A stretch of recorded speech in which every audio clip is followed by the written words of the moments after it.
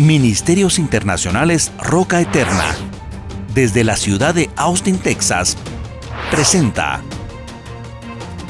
Perfeccionados por la Doctrina, con el propósito de cumplir con el llamado de capacitar al cuerpo de Cristo a través de la enseñanza de la Palabra de Dios, por medio del apóstol Marco Tulio Noriega.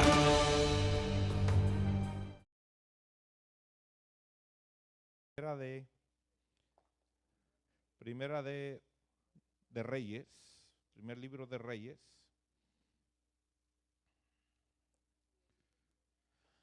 Ya entramos al tiempo un poquito frío. No se olvide sacar su suéter para que no se me enfríe mucho.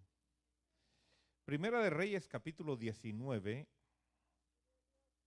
Hemos estado viendo estos versículos donde hemos estado entendiendo que todo lo que pasa en nuestra vida van a tener consecuencias, o lo que sucede en nuestra vida es parte de una consecuencia, ¿verdad? O sea, usted está viviendo hoy lo que sembró anteriormente, ¿verdad? Y hoy está sembrando para lo que viene más adelante. O sea, no importa lo que pasó antes, lo que importa es lo que pasa hoy. Tú no puedes estar amarrado al pasado, sino saber que las misericordias de Dios son nuevas cada mañana. Amén. Entonces, Primera de Reyes, capítulo 19, verso 15, dice: y el Señor le dijo a Elías: ve, regresa por tu camino al desierto de Damasco, y cuando hayas llegado ungirás a Hazael por rey sobre Aram. Hazael no era del pueblo de Dios. Hazael era un pagano, era una persona idólatra, era una persona que no conocía a Dios. Y sin embargo Dios lo unge. Dios lo unge. O sea, el ser ungido no significa nada. Amén. Hay gente que dice: es que yo soy el ungido del Señor. Como dice en inglés, ¿so? ¿Y qué? ¿Qué? El diablo también es ungido. Y como hemos estado viendo, cada vez que le obedece a Dios, se hunde más. ¿Verdad que sí? Porque si alguien obedece a Dios es el diablo, hermano. Pero cuando le sumen todas las obediencias, ¿cómo vas a salir? Saldo rojo. Saldo rojo. Así como cuando Dios usó al rey de Babilonia para castigar al pueblo de Israel. Dijo: yo voy a enviar a Nabucodonosor para que los saque de su tierra y los lleve cautivos a Babilonia, pero luego yo vendré y castigaré a Nabucodonosor y a los babilónicos por lo que le hicieron a mi pueblo de Israel. Entonces debemos de entender, hermano, que hay consecuencias y que Dios puede usarnos como verdugos. Pero, ¿seremos vasos de honra o vasos de deshonra? Mire, a mí no me importa ser un vaso de barro o de madera. Yo lo que quiero es ser un vaso de honra. ¿De qué me sirve a mí ser un vaso de oro si voy a ser de deshonra? A veces estamos más interesados en la posición y yo quiero ser el más grande y el mero mero. ¿De deshonra?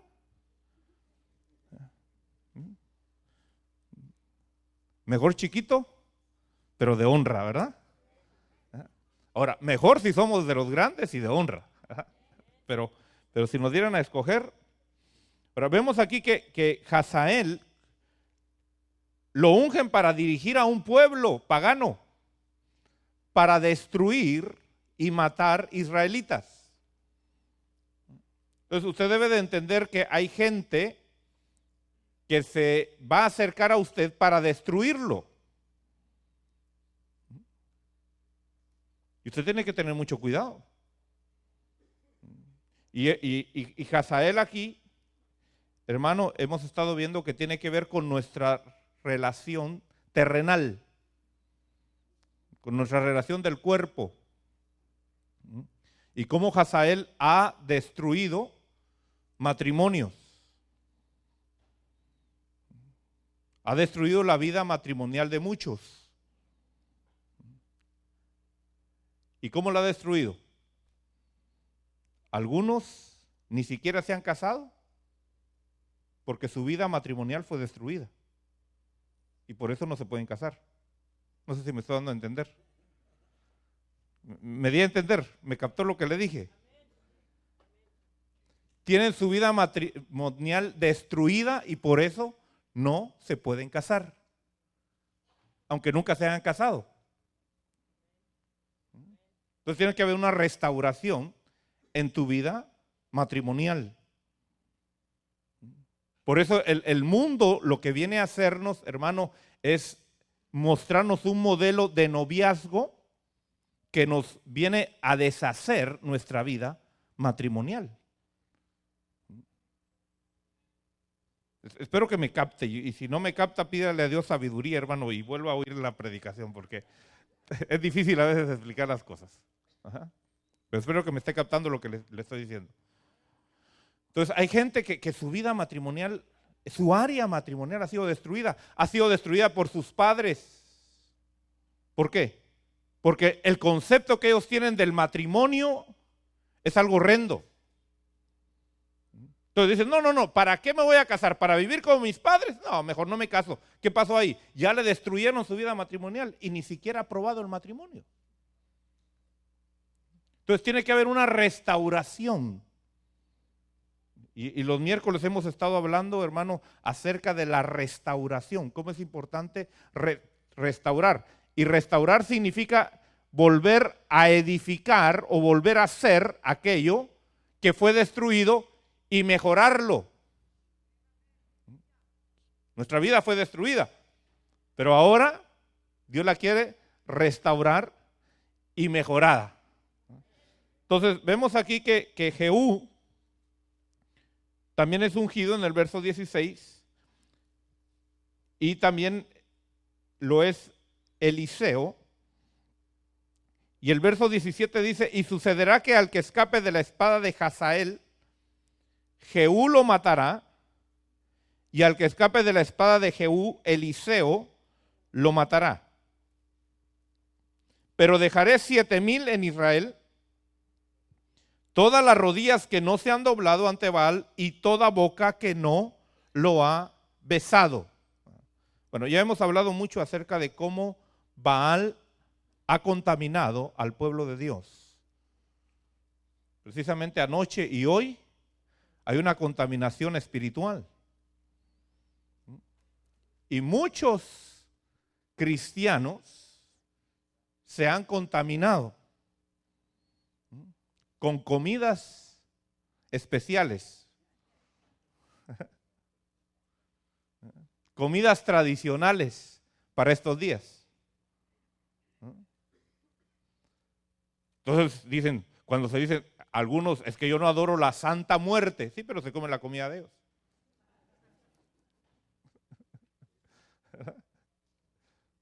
Entonces usted tiene que tener cuidado porque estamos viviendo en un tiempo de contaminación.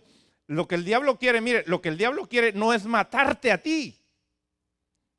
El diablo no quiere destruirte a ti, no. Porque el diablo sabe que si el diablo te hace tropezar, Dios te levanta. Si el diablo te destruye, Dios te restaura.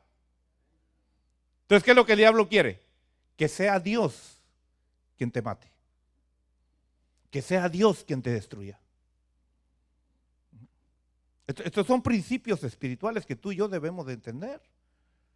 Porque si Dios te mata, ¿quién te va a revivir?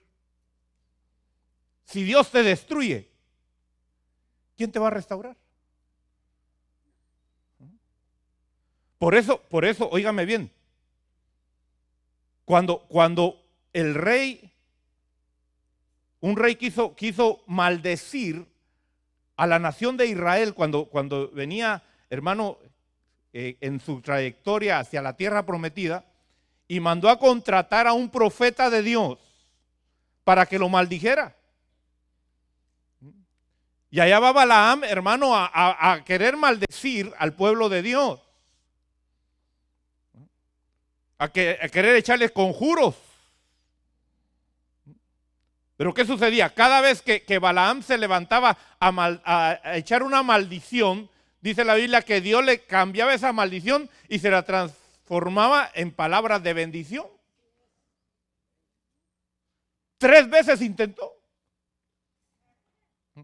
Y el rey le decía, no, yo te traje a maldecirlos, no a bendecirlos. Y decía, pero ¿qué es lo que me sale? No puedo maldecirlos. Pero como ese hombre, óigame bien, conocía los misterios de Dios, conocía cómo Dios trabaja, y es algo que tristemente el cristiano hoy no sabe cómo Dios trabaja, hermano. No entiende cómo Dios trabaja. Y entonces este profeta, como fue grande la cantidad de dinero que le ofrecieron, se convirtió en brujo.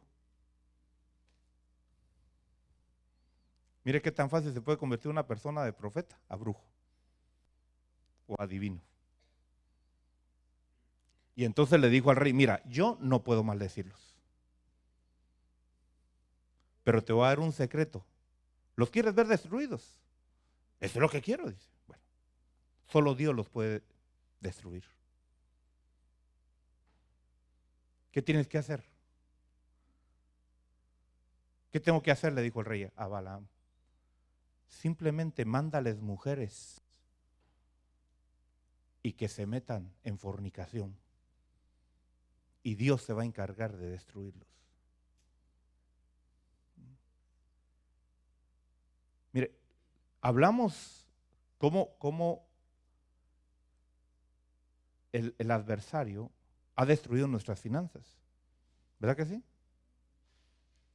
Y en los ejemplos bíblicos, en el Antiguo Testamento y en el Nuevo Testamento,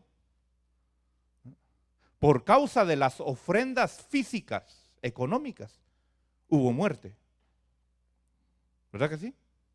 En el Antiguo Testamento, Acán, que se encontró los lingotes de oro y de plata, ¿qué debió haber hecho con eso? Entregárselos al sacerdote.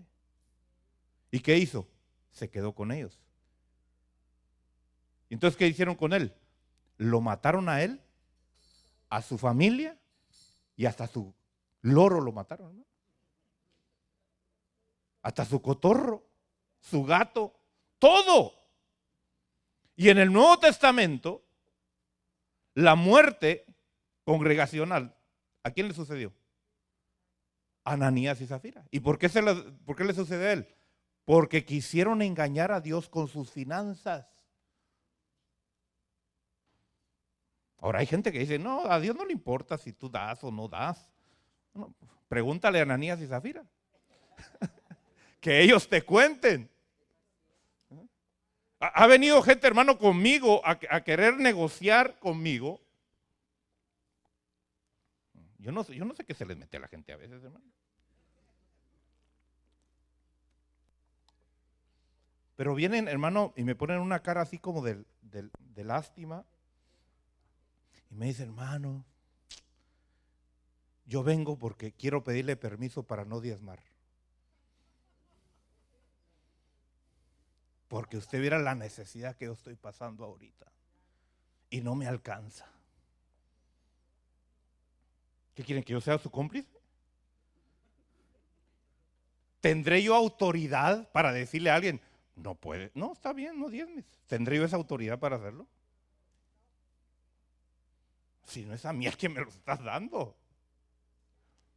Es a Dios. Tu negocio es con Dios. Pero a veces, hermano, y hasta a veces como que siento como que me quieren sacar ahí una mordidita y decir, mire, hermano, no voy a diezmar, pero esto es para usted.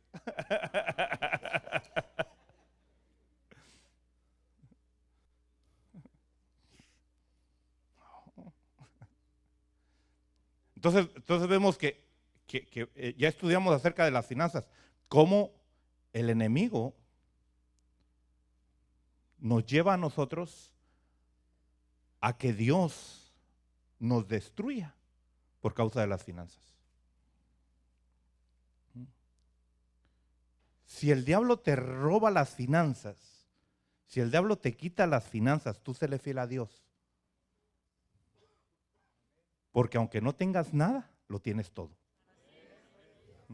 Pero si Dios, ya te metiste con Dios para eso, pues pobrecito de ti.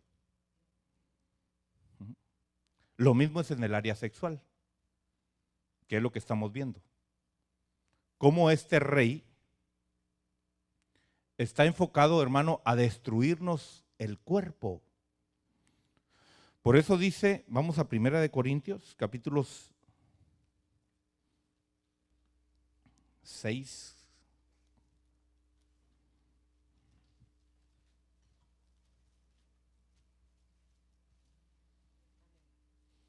Corintios, capítulo 6.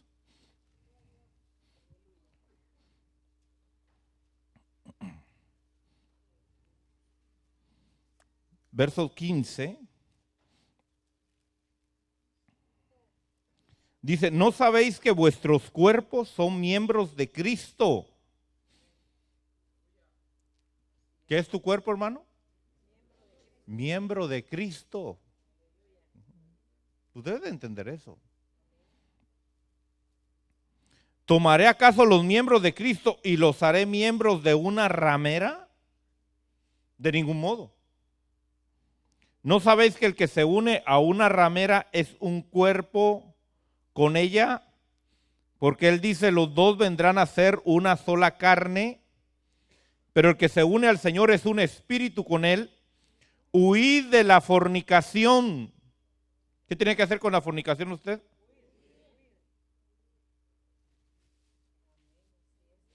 Huir. ¿Hasta qué edad usted tendrá que huir de la fornicación? ¿Ah? ¿Hasta qué edad? ¿Hasta los 60 años? ¿Será que a los 60 años ya caducó? No. Todos los demás pecados que un hombre comete están fuera del cuerpo, pero el fornicario peca contra su propio cuerpo. ¿O no sabéis que vuestro cuerpo es el templo del Espíritu Santo que está en vosotros, el cual tenéis de Dios y no sois vuestros? Pues por precio habéis sido comprados, por tanto glorificad a Dios. ¿Cómo? ¿En cómo? En vuestro cuerpo. ¿Se da cuenta? Usted tiene que glorificar a Dios con su cuerpo. No solo el corazón, no solo con su mente, con su cuerpo. Y en vuestro espíritu, los cuales son de Dios. Bueno, entonces estamos viendo la importancia, hermano, que hay en ser restaurados nuestra área matrimonial. Y es importante que el área matrimonial sea restaurada desde que somos niños. Por eso es fundamental, y eso es lo que el diablo quiere destruir hoy, el fundamento del matrimonio y del hogar. Por eso se ha corrompido tanto con el homosexualismo, con el lesbianismo, con ¿cómo le dicen? Que viven en unión libre. ¿Qué unión libre? Es fornicación. Al pecado hay que decirle lo que es. Y es fornicación. Si usted vive con alguien que no está casado, usted es un fornicario. Eso está como aquel que solo se roba $5, pudiéndose robar 10. Es que solo me robé 5. Ladrón es ladrón. Aunque solo se robe un centavo. ¿Verdad que sí? Ante los ojos de Dios es ladrón.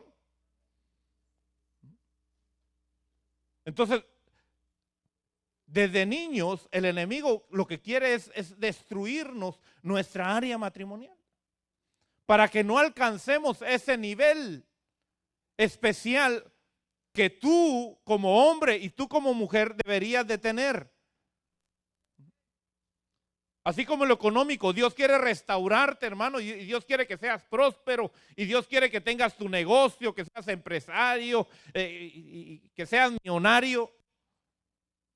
Ese es el deseo de Dios. Ahora, muchos no lo van a alcanzar.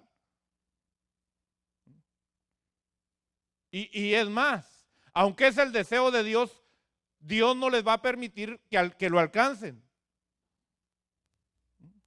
Así como un padre que tiene un niño de 5 años que quisiera que su hijo fuera un buen chofer y que manejara, pero no le va a dar la llave del carro. ¿Por qué? Porque se va a matar. Entonces Dios quiere que tú seas millonario, Dios quiere que tú seas empresario.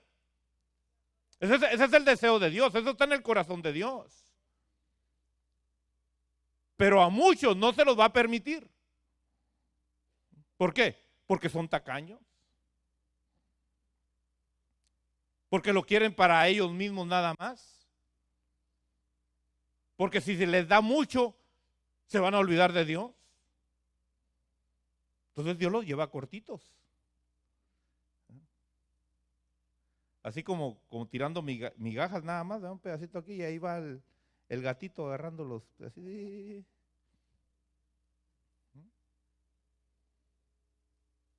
Entonces, de la misma manera, el enemigo ha robado nuestra área matrimonial. Dios quiere que tú alcances un matrimonio de excelencia. ¿Se podrá vivir un matrimonio de excelencia? Sí, claro que se puede. Ahora, ¿cuántos lo han alcanzado? Muy pocos. Muy pocos. Eso está como el nivel espiritual al cual tú debes de alcanzar, que Dios te ha llamado a alcanzar. ¿Cuál es el nivel que Dios te ha llamado a alcanzar? Ser perfecto. Aquí en la tierra, ser perfecto. Todo vuestro ser, espíritu, alma y cuerpo, sea guardado irreprensible. Ese es el deseo de Dios. Ahora, ¿cuántos lo han alcanzado? Muy pocos. Cuando tú lees la vida del apóstol Pablo, ¿qué dice él en algunas partes? En Romanos capítulo 7, que dice: ¡ah, miserable hombre de mí! ¿Alguna vez tú has dicho así? Si has dicho eso alguna vez, vas por buen camino. Si nunca lo has dicho, regrésate, porque vas por camino equivocado. Pero el apóstol Pablo decía: miserable hombre de mí, porque lo que quiero hacer no lo hago, y lo que no quiero hacer, eso termino haciendo.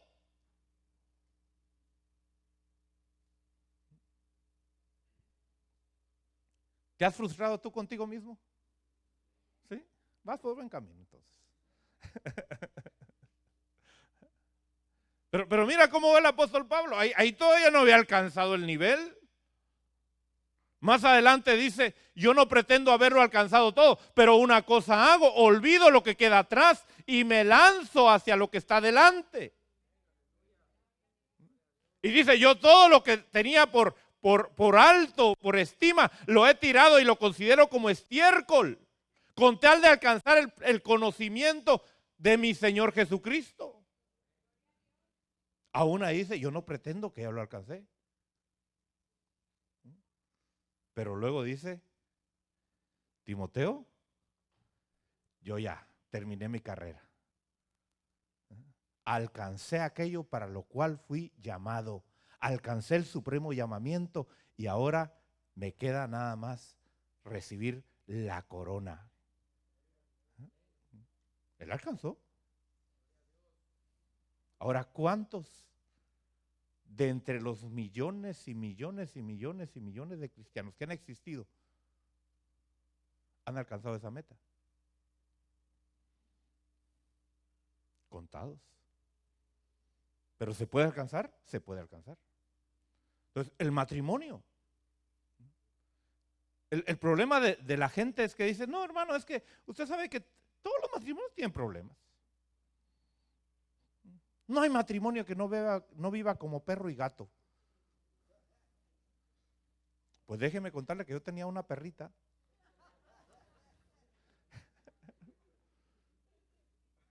Y tenía una gata. Y la gata tuvo gatitos.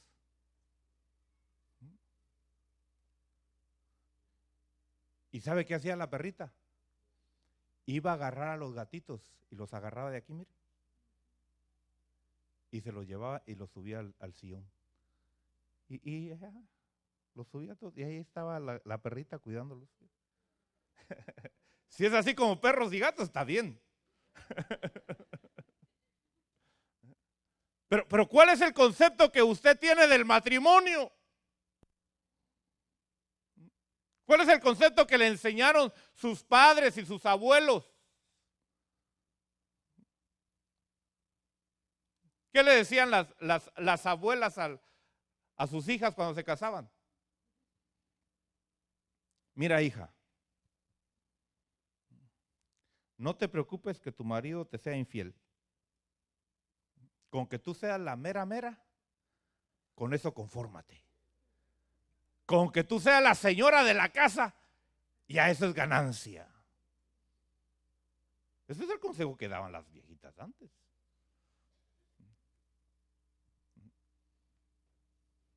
Entonces, imagínense qué concepto había del matrimonio.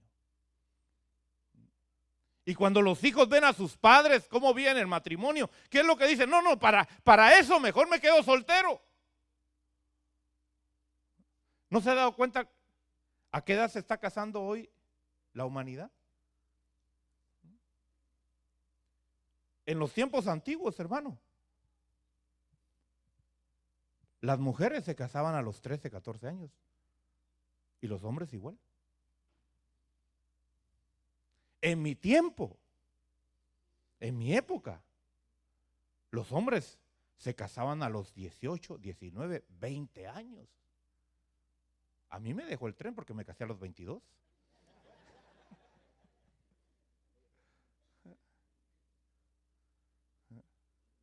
Ese era el concepto que se tenía.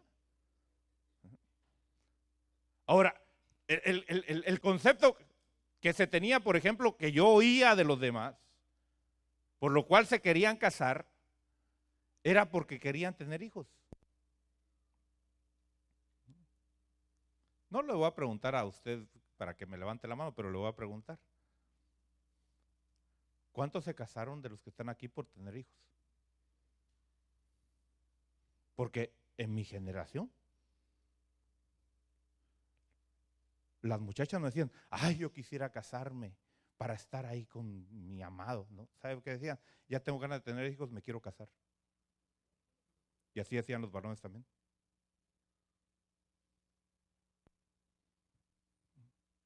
Entonces, ¿qué concepto tenían del matrimonio? Tener hijos nada más. No era disfrutar su matrimonio.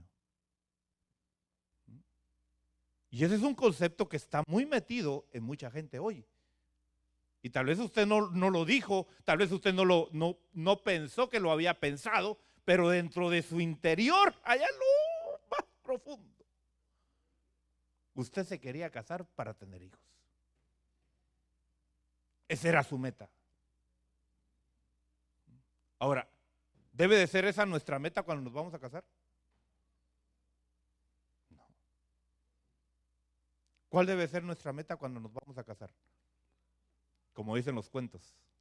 ¿Cómo dicen los cuentos? Se casaron ¿y qué?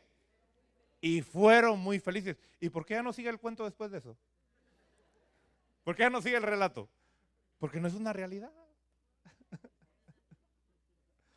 Ese es cuento. Pero mire, en Cristo debe de haber una restauración en nuestra área matrimonial. Pero esa restauración debe de empezar, hermano, desde que se está en el vientre de la madre, desde que se está bebé, desde que se está creciendo. Tiene que haber una administración Pero ¿cuál es la programación, hermano, que la mamá o el papá le meten a sus hijos?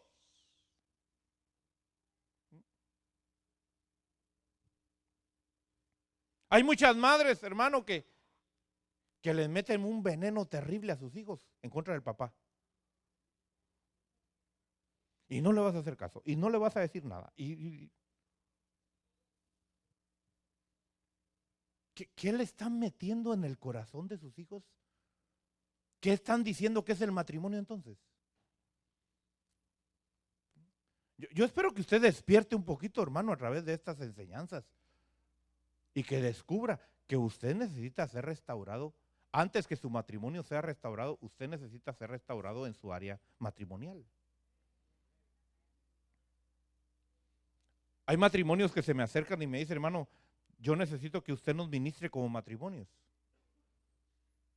Yo le digo, ¿ya fueron a administración individualmente?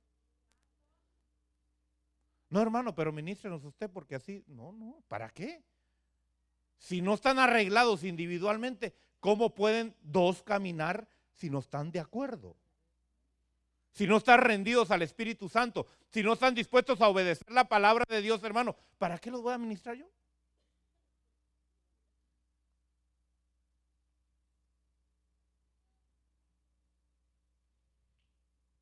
Como me dijo una pareja una vez, hermano, díganos qué es lo que Dios dice acerca de nosotros, cuál es la voluntad de Dios para nosotros. Y el Espíritu me habló ahí y me dijo, pregúntales para qué quieren saber mi voluntad. Yo le dije, mire, ¿y para qué quieren ustedes saber la voluntad de Dios?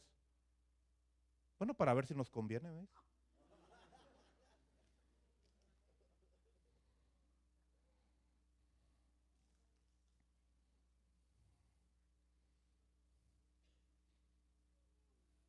¿Cuántos aquí crecieron en un hogar con sus dos padres naturales? Levante su mano. Con sus dos padres naturales. Sí, es una bendición. Si usted tuvo esa bendición, dele gracias a Dios.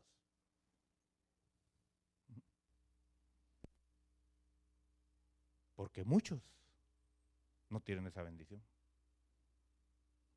Entonces, desde niños, hermano, ha habido un conflicto tremendo y por eso hay un rechazo hacia el matrimonio. ¿Por qué? Porque siempre está enfocado hacia una separación. Por eso el modelo que el mundo nos muestra de un noviazgo, hermano, es solamente un sistema donde nos están programando para divorciarnos. Le voy a hacer una pregunta, sea sincero. ¿Cuántos tuvieron en el mundo más de dos noviazgos? Levanten la mano. Dos noviazgos o más, levanten la mano. Levante la mano, no sé. Baje la mano. ¿Cuántos de los que están aquí, lo voy a preguntar así, cuántos de los que están aquí se casaron con la única persona que fue su novio o su novia? Levanten la mano.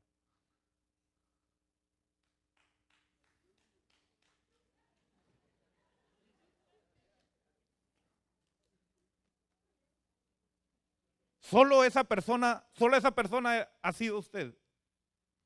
Solo a esa persona usted le ha dicho, te amo con todo mi corazón. Solo a esa persona. A ninguna otra más. Solo de esa persona usted soñaba y pensaba y suspiraba.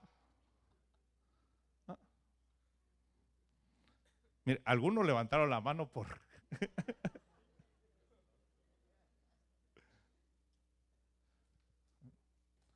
Pero ¿a cuántas personas usted le dijo, te amo?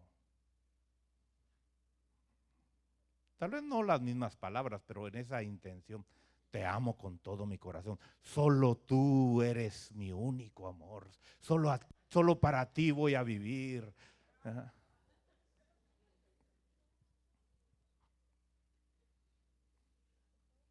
Entonces, desde ahí, mire, desde ahí empezamos a ser programados para el divorcio.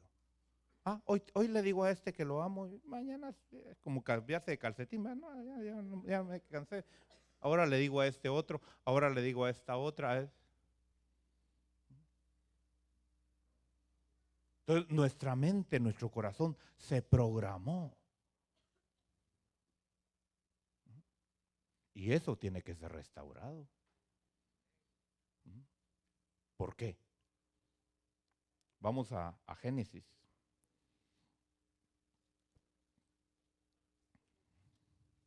Capítulo 24. Que es lo que hablamos hace unas semanas con respecto al matrimonio. Yo espero que si usted no vino a esas enseñanzas del matrimonio, las adquiera y se las lleve para que las estudie, porque es importante. En esa primera enseñanza hablé acerca de la necesidad que haya unidad en cuanto a nuestra vida espiritual y en cuanto a nuestro ministerio, para que los dos vengan a ser uno.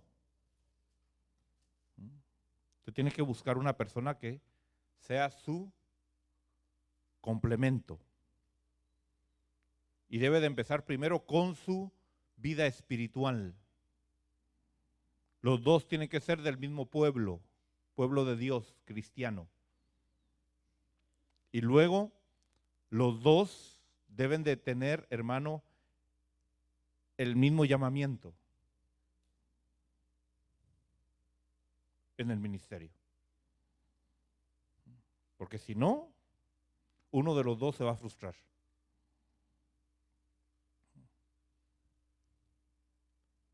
Yo conocí una pareja de esposos bien lindos, hermano, bien lindos, siervos de Dios. Pero resulta que él tenía un corazón de pastor y ella tenía un corazón de evangelista. Él, hermano, él deseaba estar en medio de los hermanos y ella deseaba estar en medio de los pecadores.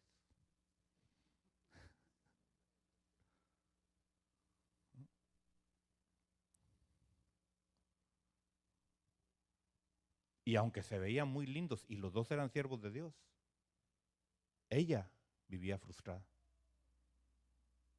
Y claro, estaba en la iglesia y ayudaba y apoyaba a su esposo y todo. Pero en el fondo, ella estaba insatisfecha. Porque el deseo de ella, hermano, era ir a las cárceles, era ir a los barrancos, era ir a las montañas, era, hermano, perderse por semanas allá en la selva predicando la palabra de Dios. Y no lo podía hacer. Pero si se hubiera casado con alguien que sentía lo mismo, que tenía el mismo llamamiento, ¿cómo hubiera sido? Y si él se hubiera casado con alguien que se preocupaba por el cuerpo de Cristo. Entonces, por eso es importante la identificación del llamamiento que cada uno tiene. Por eso el casarse, hermano, no es nada más de decir, ay, ya le pegué el ojo, donde pongo el ojo, pongo la bala, no. No.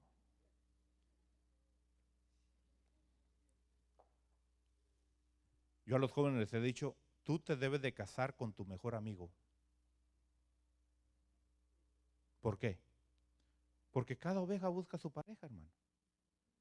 ¿Verdad? Y entonces, si son buenos amigos, ¿por qué son buenos amigos? Porque tienen los mismos gustos. O sea, caminan como amigos y andan como amigos y se ven como hermanos y se ven como amigos y de repente, hey, ya es hora de casarme, yo también.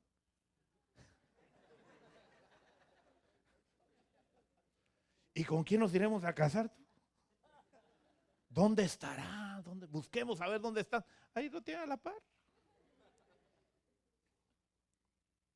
¿Para qué buscar más?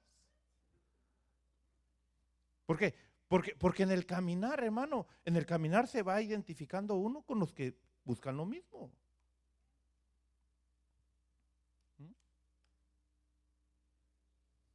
Entonces, sea sabio, sea inteligente. Por eso no se apresure, hermano. No ponga sus emociones, no ponga sus sentimientos. Los sentimientos es algo que usted, hermano, debe de guardar. Dice la palabra de Dios, sobre toda cosa guardada, guarda tu corazón, porque de él mana la vida. Porque cuando tú le das tu corazón a alguien, hermano, ya no hay voz de Dios, no hay voz del Espíritu Santo, no hay nada. Ni aunque baje la Trinidad misma a hablarte, que ya no.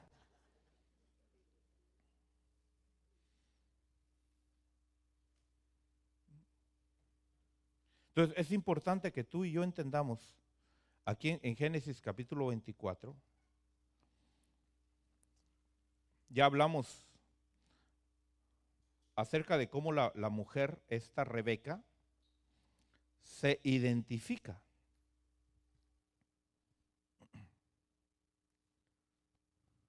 En el verso 15 dice, sucedió que antes de haber terminado de hablar, he aquí que Rebeca, hija de Betuel, hijo de Milca, mujer de Nacor, hermano de Abraham, salió con el cántaro sobre su hombro. Vimos entonces que tiene que ser de la misma familia espiritual. Amén. Tiene que ser de la misma familia espiritual. Si no, van a haber conflictos. Aún en la doctrina tiene que ser la misma. Si no, van a haber conflictos. Porque él va a ser un bailarín y un saltarín, hermano, y la mujer va a ser una amical. ¿Y por qué está brincando este?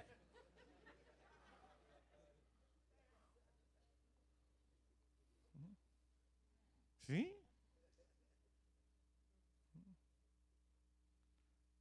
Porque entonces la mujer se viste decorosamente, se viste como hija de Dios, y él anda como hippie. Dice, religiosa, quítate esa ropa que fanática.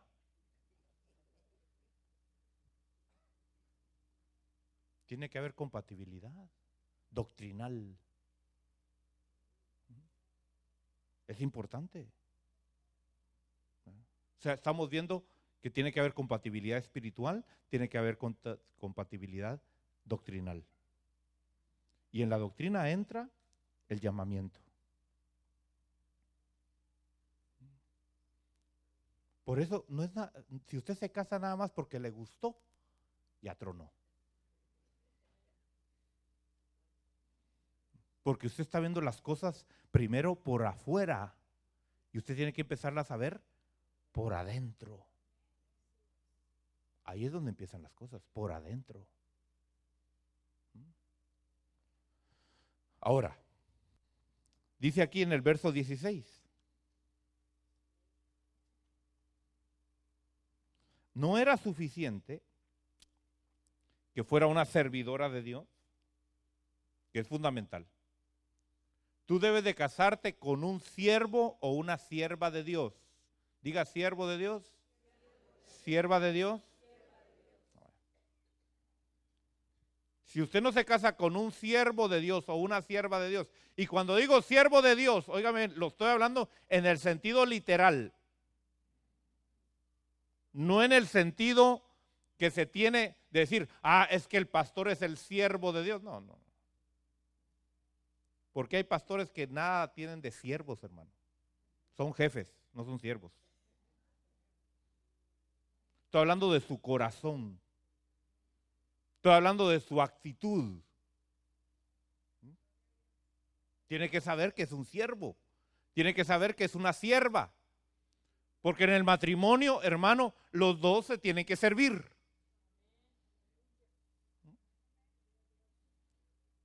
La mujer le sirve al varón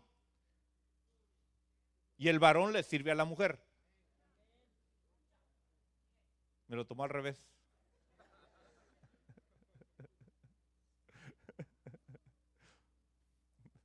Porque se puede interpretar de las dos maneras. ¿Verdad que sí? ¿Cómo lo tomó usted?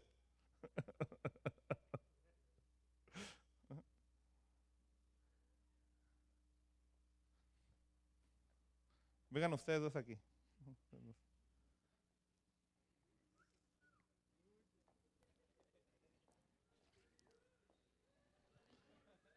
Ella le sirve a él y él le sirve a ella. ¿Qué dije ahí?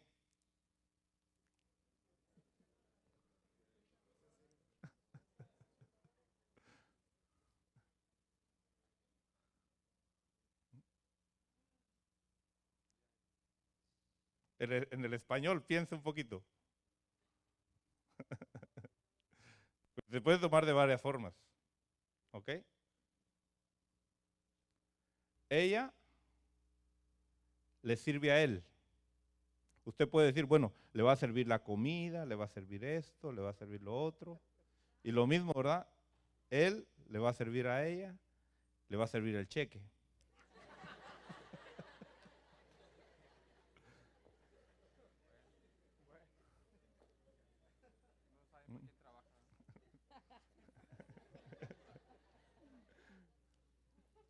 Pero si ella no es sierva,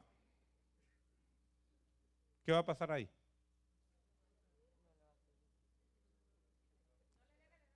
Solo él le va a servir a ella.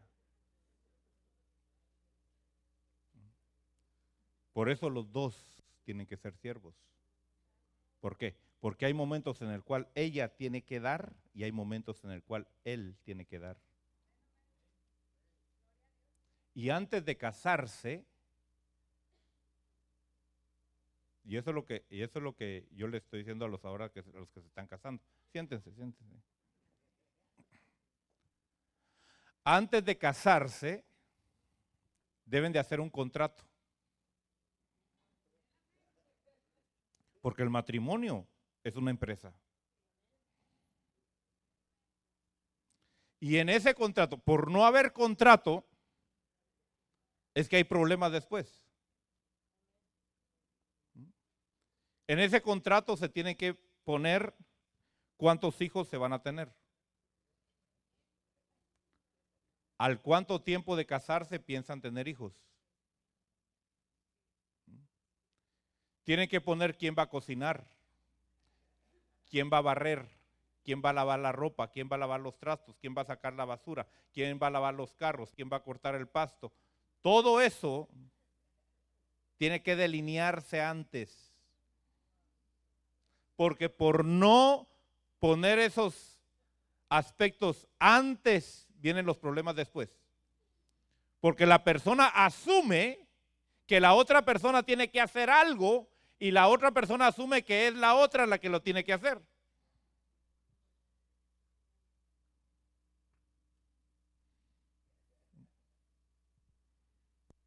¿Quién debe de administrar las finanzas?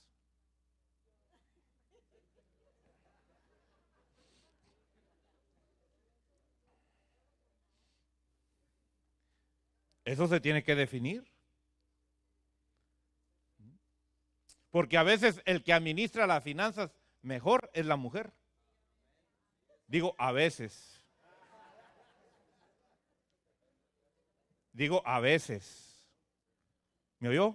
¿Cómo dije? Bueno.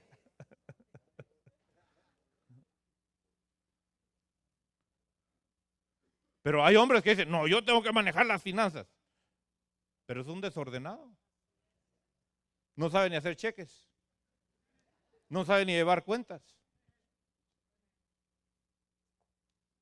Entonces, por eso, antes de casarse, mire, es que todo eso se tiene que ver antes.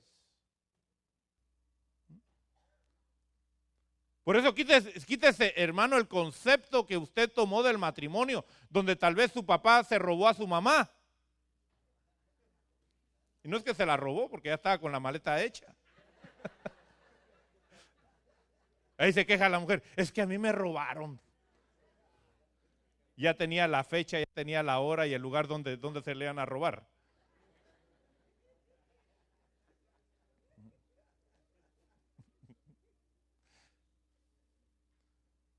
O sea, son aspectos, hermano, importantes para echar un buen fundamento en nuestro matrimonio.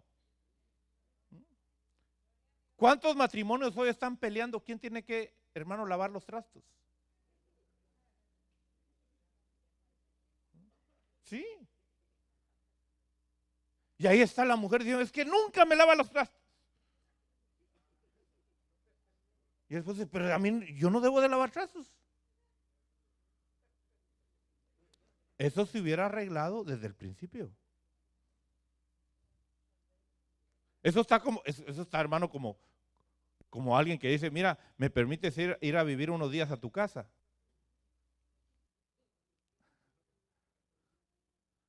Usted sabe que a veces hay que ser hospedadores, ¿no?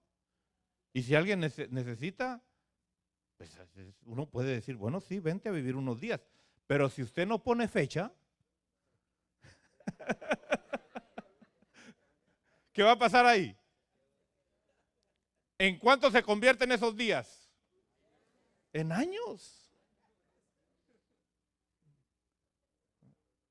Entonces, a veces se me han acercado a mí a decirme, hermano, mire, ¿será que puedo darle lugar a alguien que...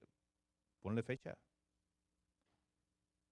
No, hermano, pero es que por tu cuenta, al rato, a los meses, hermano, ¿cómo hago para sacarlo? No quiere. Te dije que le pusieras fecha.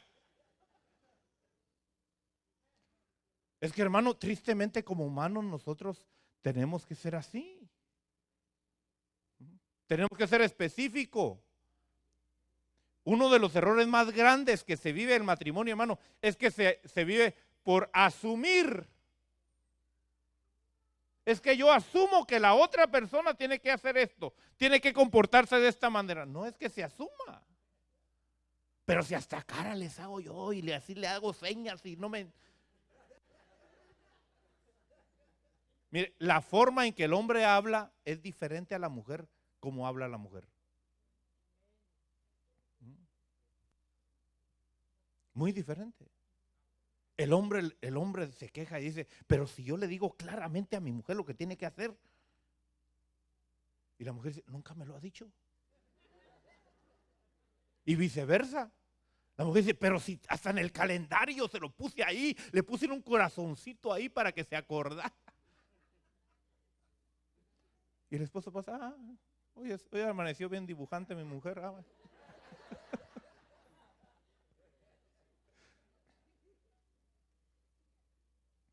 O sea, hablamos un lenguaje, hermano, que creemos que la otra persona va a entender. Y aunque hablemos español, inglés y chino, hermano, hablamos en lenguajes cruzados.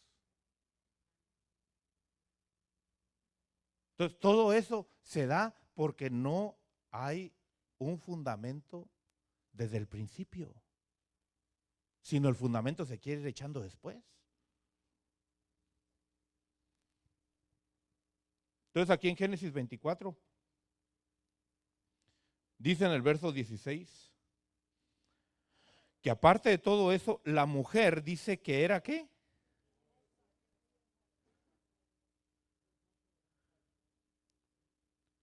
¿Era qué? Hermosa. Hermosa. ¿Qué querrá eso de decir hermosa?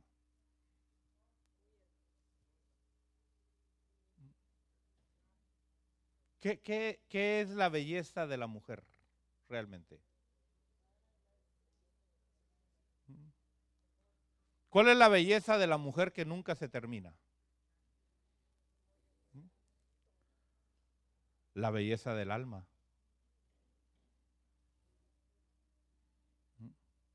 Mire, yo he conocido unos niños o unas niñas tan bonitas físicamente, pero que no quiero que se me acerquen. Porque en su actitud, qué horribles son. Y niñitos y niñitas que también no son muy agradables, no son los suyos, son de alguien más. Físicamente no son bonitos, pero tienen una gracia, hermano, y se lo ganan a uno. Porque la verdadera belleza no es la del cuerpo.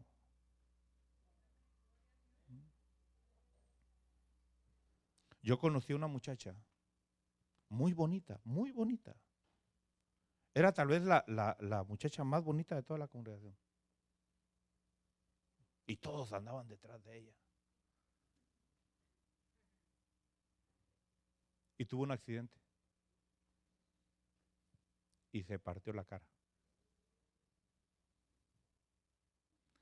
Nadie la llegaba a ver al hospital.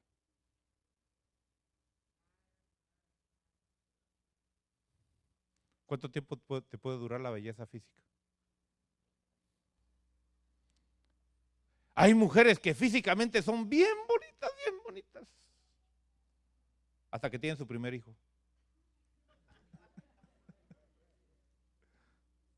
¿Y de ahí?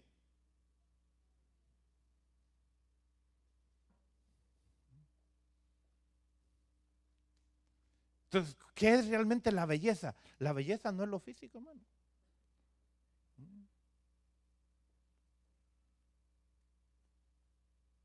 La belleza es lo que tú eres en tu alma.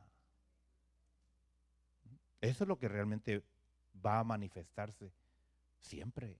Y eso no va a desaparecer.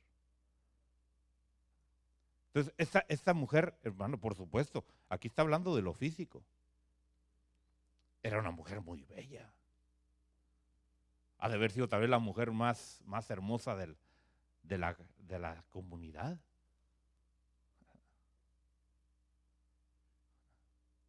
Entonces, tú debes de preocuparte, óyeme bien, antes de casarte, en restaurar tu alma, tu belleza en tu alma. Eso es fundamental. ¿Qué dice la palabra del Señor? Que debemos dejar toda la gritería. Debemos de dejar todos los celos. Hay personas que están casados con unas personas muy bonitas, pero celosas. ¿Para qué, hermano? Si miran para abajo, ¿qué estás viendo para abajo? Y si miran para arriba, ¿qué estás viendo para arriba? Si cierras los ojos, ¿por qué cerraste los ojos? ¿De quién te estás acordando con los ojos cerrados?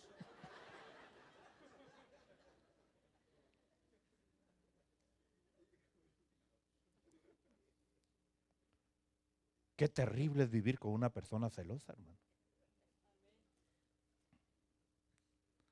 ¿Cuántos celosos hay aquí?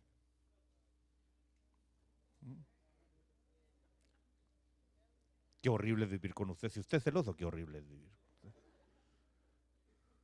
Si le está calculando el tiempo. ¿Y para dónde vas? ¿Y con qué vas? ¿Y por qué ahora te rasuraste? ¿Y ahora por qué te...?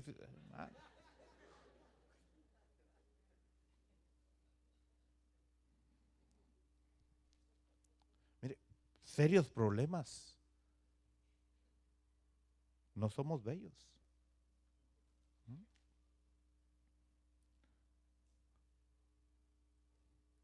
Pero no quiero hablarte de eso hoy.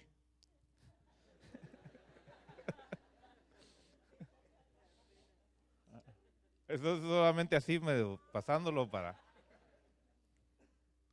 Sino quiero hablar de lo que sigue después. La joven era ¿qué? Muy hermosa. ¿Y qué? Y virgen.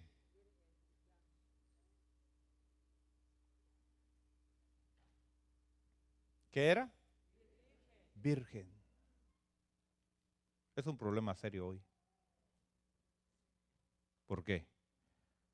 Porque el enemigo ha venido a destruir la virginidad en nosotros.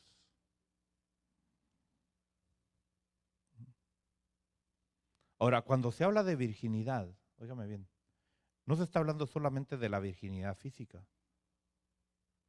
que usted debe de enseñarle a sus hijos a que la mantengan. Pero más importante que la fidelidad física, o que la virginidad física, perdón, es la virginidad del corazón. ¿Con cuántos usted hizo pactos de fidelidad. Por eso le hablaba al principio, ¿a cuánto le hemos dicho? Tú eres el amor de mi vida, nunca te olvidaré. ¿Alguna vez usted cantó esas canciones pensando en alguien? ¿O se las dijo a alguien? Usted hizo pactos ahí.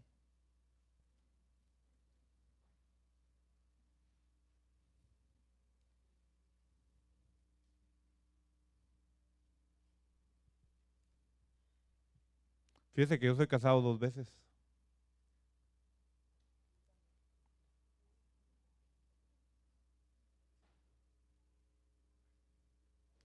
Porque cuando yo era joven,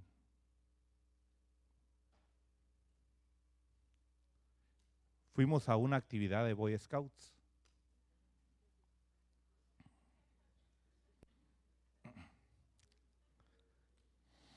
Y en esa actividad había un kiosco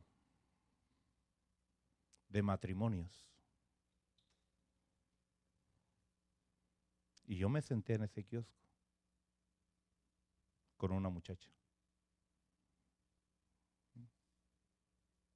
No sabía ni qué pensaba yo ni nada, hermano.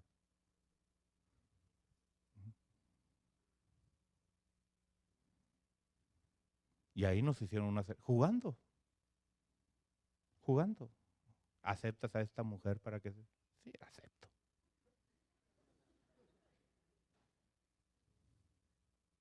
Yo he tenido que romper con ese pacto.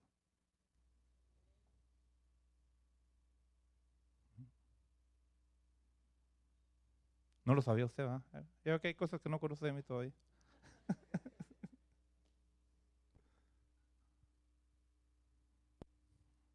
¿De cuántas cosas usted tiene que romper? Pactos que hizo para llegar a tener una vida de virginidad matrimonial. Por eso todas esas canciones, hermano, que se le cantan y que tú eres el dueño de mi corazón y a nadie más se lo voy a dar. Son pactos que tú hiciste. Por eso es necesario ir a administración y romper con todas esas situaciones. Porque si tú te vas a casar con alguien, tienes que ser fiel solamente a esa persona. Tienes que llegar a ese punto, hermano, sin ninguna amarra que te jale, porque te va a destruir.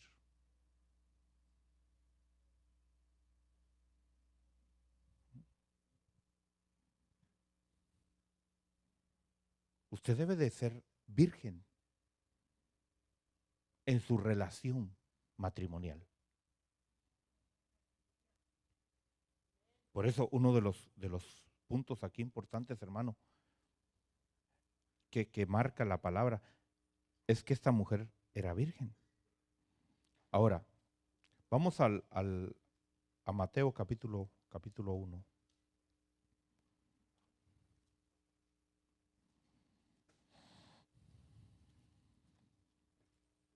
Evangelio de Mateo.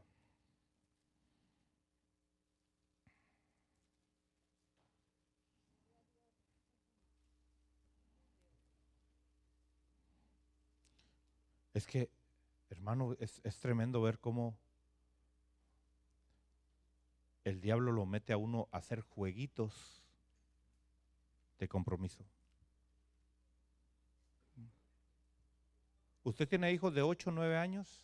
¿Usted tiene hijos de 8 años?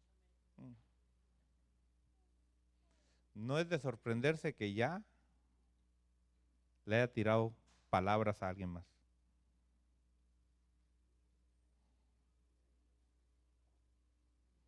Yo miro a los niñitos de 6, 7 años diciendo, es que él me gusta.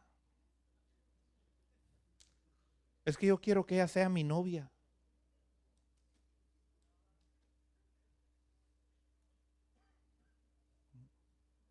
Por eso yo le digo, hermano, desde que están en el vientre deben de ir siendo enseñadas y enseñados a vivir una vida de virginidad, de pureza.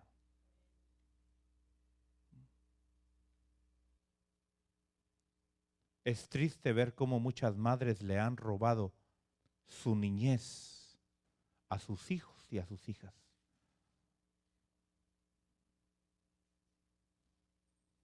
Hay niñas que no saben lo que es ser niñas, porque desde que tenían 2, 3 años ya le ponen tacones, ya la visten, ya hasta la pintan. ¿Por qué no le hace sus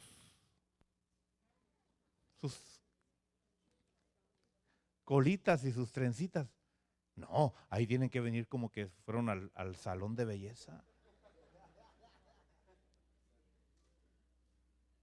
Mire, desde ahí le robaron su virginidad. Y tristemente los padres, hermano, no se dan cuenta de eso, no despiertan a esa realidad. Los meten, hermano, a hacer concursos de mis niñas, mis bebés.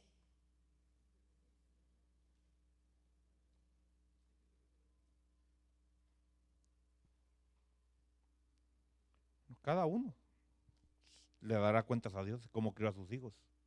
Pero es mi responsabilidad mostrarle a usted la importancia que tiene, usted como padre, la responsabilidad que tiene de formar vírgenes en su hogar.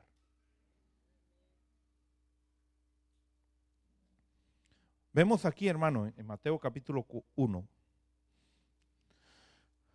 4 mujeres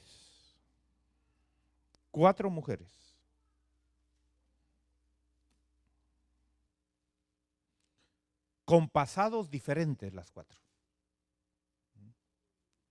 y que todas fueron parte de la genealogía de nuestro Señor Jesús.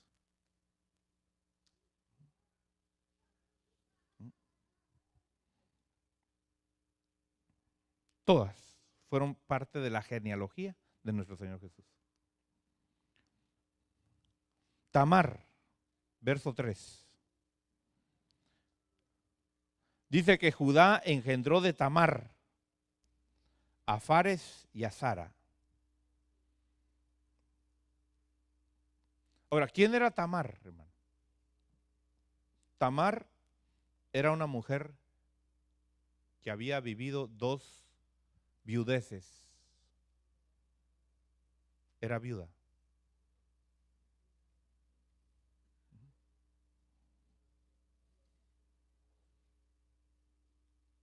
Así como se recuerda a Ruth. ¿Cómo era Ruth? Viuda. Por eso Pablo dice, yo quiero que las viudas se casen. Si usted es viuda o viudo, ¿qué tiene que hacer? Cásese. Cásese.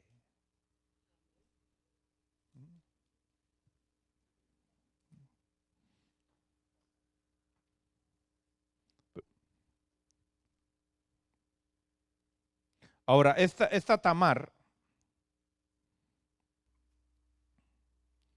era viuda y cometió un acto de fornicación.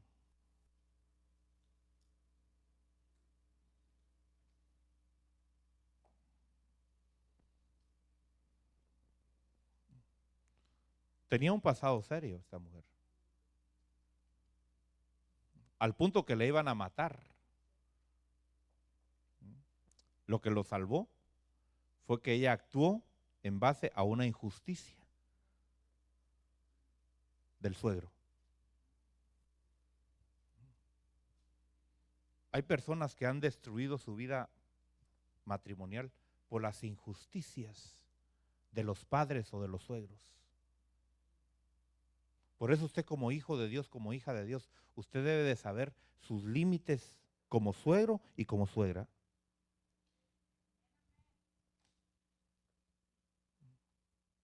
Usted como suegro y como suegra no debe de intervenir en la vida matrimonial de sus hijos.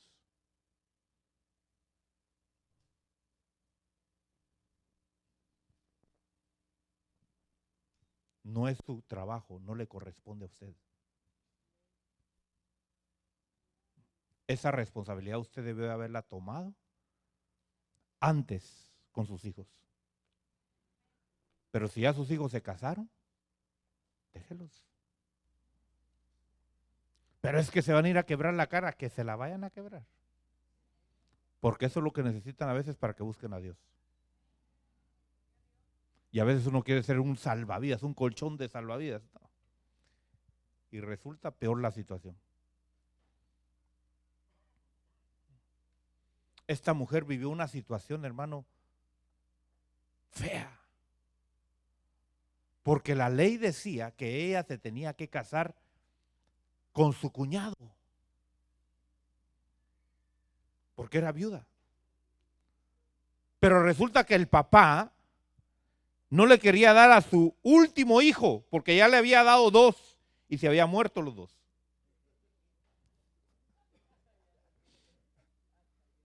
Entonces dijo, no, si le doy el último me va a quedar sin hijos. Y entonces actuó injustamente. Aquí hay personas que se han visto en situaciones de matrimonio en contra de su voluntad.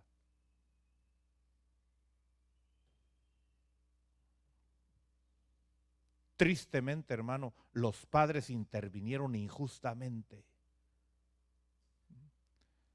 La muchachita resultó esperando, se tienen que casar. ¿Arreglará eso el problema? No.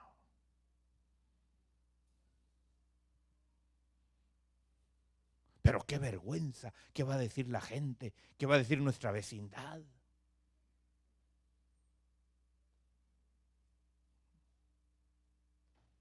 ¿Cuánta mujer, cuánto hombre ha sufrido por causa de las injusticias de los padres?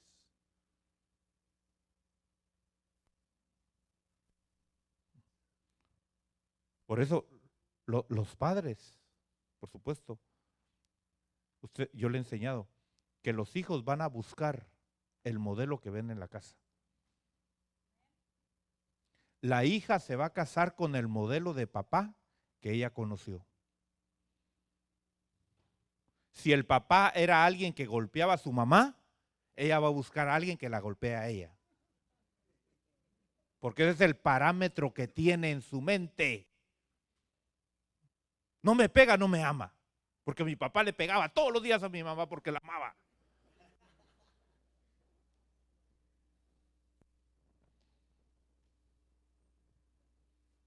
¿Cuántos matrimonios han sido destruidos, hermano? Por las malas decisiones de los padres.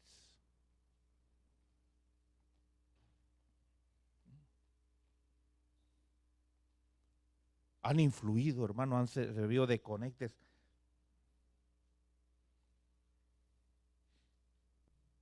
Hay padres que quieren que sus hijos se casen con cristianos o con cristianas y sus hijos no son cristianos.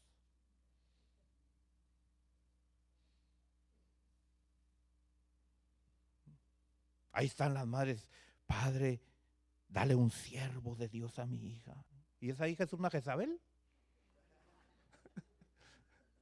¿En qué va a convertir entonces al hijo?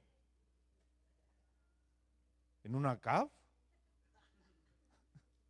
Usted sabe que Acab era un siervo de Dios, hermano. Temía a Dios, ese pobre vivía entre la espada y la pared, hermano. Por un lado tenía el aguijón de Elías. Y cuando estaba con Elías decía, sí, yo me rindo a Dios, yo me rindo a Dios. Y cuando llegaba a la casa estaba Jezabel. Ahí está Baal, póstrate ahí ante Baal. Ay, sí, mi mujer, sí, ahí voy.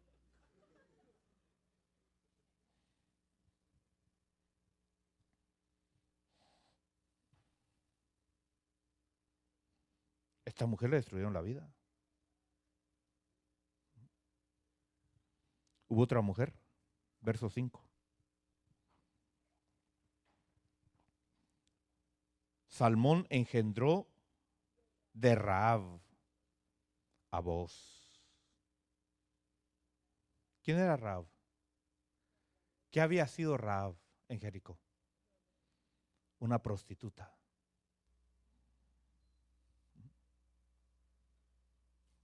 Ahora, lo que yo te estoy diciendo, hermano, y eso es lo que yo quiero que veas, es que no importa cuál haya sido tu pasado, en Cristo hay restauración. Si tus padres te destruyeron tu vida espiritual, tu vida matrimonial, ahora que estás en Cristo, busca una restauración en el orden de Dios.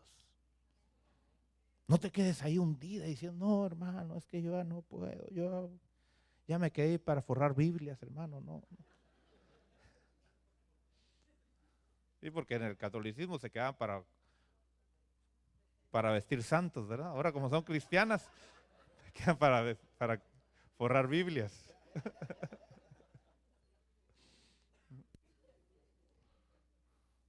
Mire, Rahab, una prostituta, hermano. ¿Cuántos hombres se metieron con Rahab?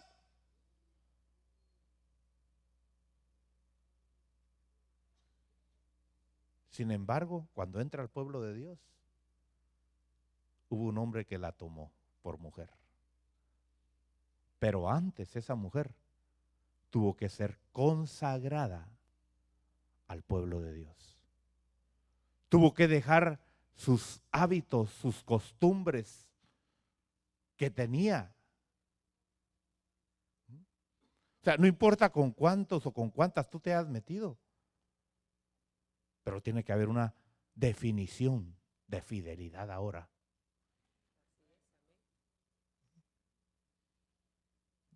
Una pregunta que deberían de preguntarse antes de casarse. Pero si se la preguntan, ya no se casan. El hombre le debería de preguntar a la mujer, ¿ya dejaste de ser prostituta?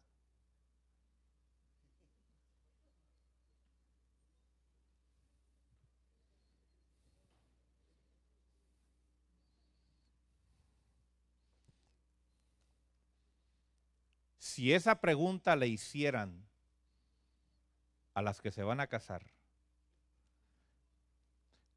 ¿cuántas creen que responderían mintiendo?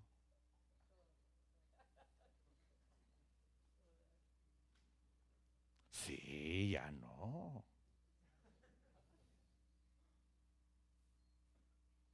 ¿Será? ¿Será que ya te olvidaste de todos tus amores anteriores?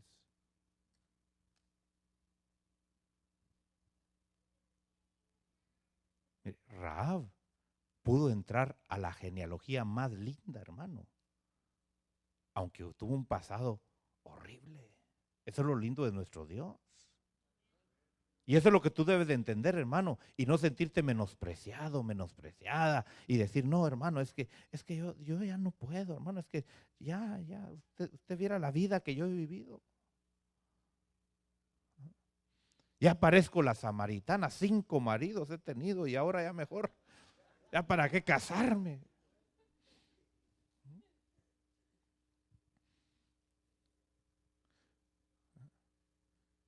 No importa cómo haya sido tu vida, pero sí importa si has dejado de ser lo que eras. Eso sí importa. Antes de casarte. O si ya estás casado, ahora que ya estás casado. Ministerios Internacionales Roca Eterna, desde la ciudad de Austin, Texas, presentó Perfeccionados por la Doctrina, con el apóstol Marco Tulio Noriega. Para mayor información acerca de este ministerio, visítanos en internet www.mirrocaeterna.net.